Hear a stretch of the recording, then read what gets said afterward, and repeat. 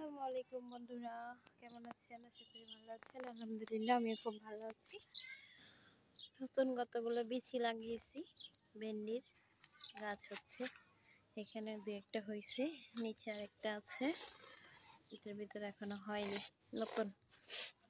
এখানে অনেকগুলো টমেটোর গাছ লাগানো হয়েছে।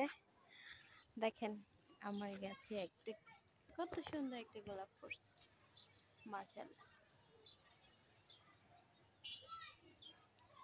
এখানে টমেটো পেকে আছে, পেয়ারা গাছে পেয়ারার ফুল হচ্ছে এখন।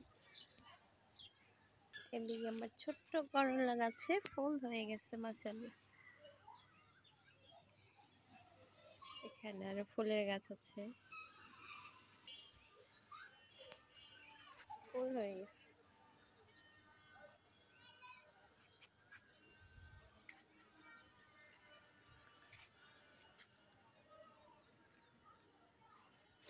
বাঁধাকপি গুলো নষ্ট হয়ে গেছে।